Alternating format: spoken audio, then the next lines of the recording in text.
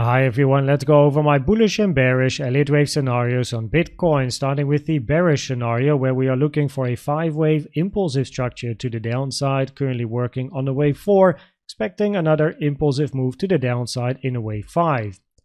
An interesting target for this wave 5 is the yellow box here between 37.7k and 37k, mainly because of these two levels, the weekly naked point of control and the monthly naked point of control. Now you can see that wave 2 retraced to the 0.236 Fibonacci taken from the high to the low of wave 1, which is a rare target for a wave 2. Wave 3 is shorter than wave 1 in price, which is not a problem as long as wave 5 is shorter than wave 3, because in an impulsive structure, wave 3 is not allowed to be the shortest impulsive wave between a 1, 3 and a wave 5. And currently we are then looking for this wave 4 here, where the common target is between the 382 and the 05, taken from the high to the low of 3, which is between 40.4k and 41k.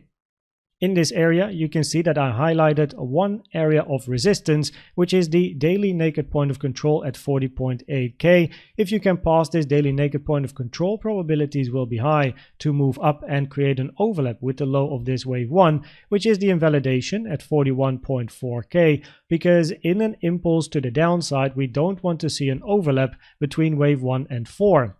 The moment price is going to create an overlap with this wave 1, we have to think about diagonals. However, as explained in the previous video, a diagonal does not have high probabilities if price creates this overlap with the low of wave 1. Now, if wave 5 ends over here around 37k, and that is then the low of wave 1 or A, we are looking for a retracement to the upside. And the fibs that you see over here are taken from the high to 37k.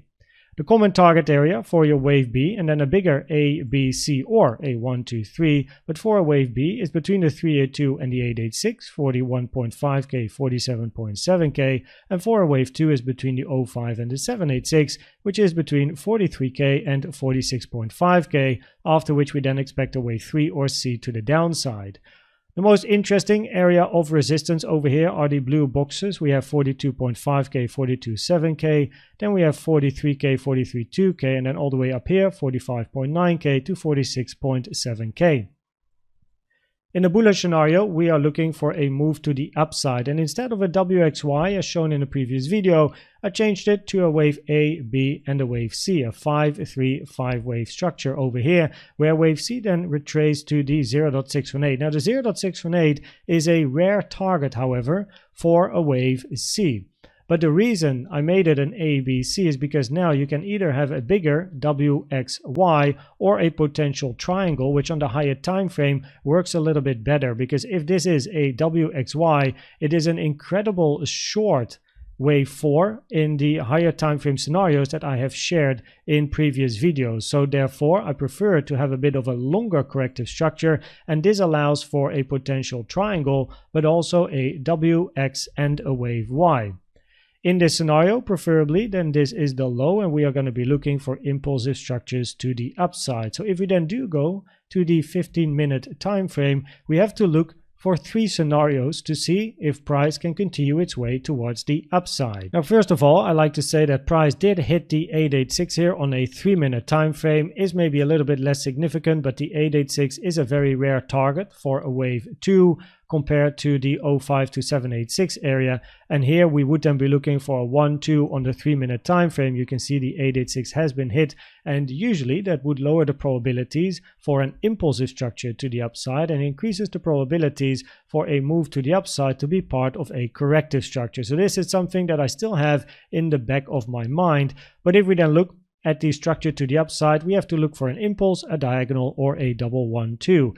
Now when we look for an impulse, we have to look for a wave 1, 2, 3, 4, and a wave 5. However, as mentioned earlier, you don't want to have overlap between wave 1 and 4, which is the case over here. Of course, I could move this line to the lower high that we have over here, but what I don't like about this is that if we check the volume of this move to the upside, the highest amount of volume is in this candle, which is more common for a wave 3 than a wave 5, which therefore is the reason that I prefer to put the high over here, as this candle has a lower amount of volume than the previous high for then a nice potential 1, 2, 3, 4 and a wave 5. But it's not what you want to see in an impulsive structure.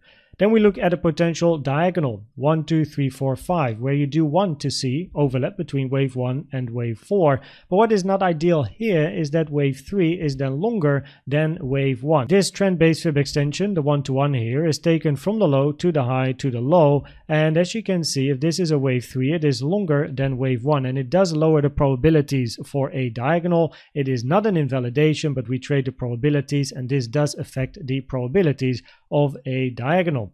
The final one is then a double or potentially triple 1-2, where you have a wave 1, 2, 1, 2, and then you're going to be looking for eventually a big push to the upside.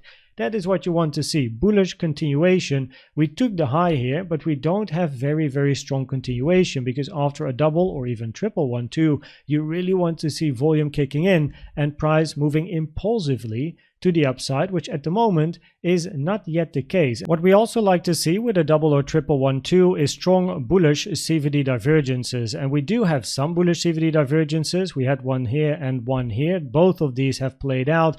But the bullish CVD divergences ain't with the actual lows over here. It's like a in-between low, as I like to call it, at an order block. So that is not really preferred for this scenario. So an impulse over here has low probabilities. A diagonal at the moment has low probabilities. And if we're looking for a double or triple 1-2, we are looking for a very, very strong continuation, where that daily naked point of control at 40.8k, important resistance, should not matter that much. So it does increase the probabilities as well for this scenario, where we could be looking for a potential wave 4 and a 5 to the downside, as long as the invalidation, at least at 41.4k, is not hit. So if we then look at the probabilities of the different scenarios, then on the micro over here, I have a question mark, right? Take low question mark, mainly because of when we look at the bullish structures over here, we could have then the potential 1-2s, but an impulse over here does not look that great, as well as a diagonal. So we remain patient, look for signs of weakness as well, but the daily naked point of control, very, very important resistance, as I write here as well. So far, the move towards the upside is not that convincing to me. We do have bullish CVD, so it's a nice little move to the upside. But of course, we want to see continuation, and we want to hit 41.4k.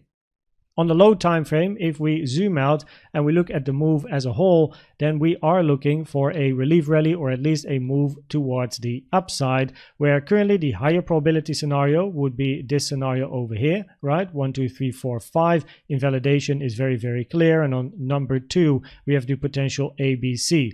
An alternative of the impulse to the downside, by the way, is that this wave 3, 4 and this wave 5 are going to move 1 to the left, and that this is the end of your AO1, and we're going to move towards the upside. But then again, one prefers to see the invalidation at 41.4k hit. Generally, however, we are looking for a relief rally to the upside, where we are either moving up from where we are now and we continue and hit the invalidation here to higher prices, or we fall once more, reach that 37k area, which is very, very interesting, and then move to the upside from that area.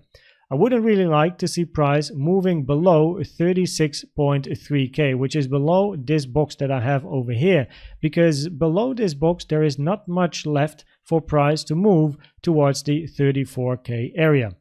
I hope that this video was helpful or valuable to you. Please check out the most recent educational video I've made about the best trading indicator you can use in my opinion, which is the CVD. And for now, thanks for watching and subscribing, and I'd like to see you at the next one. Bye bye.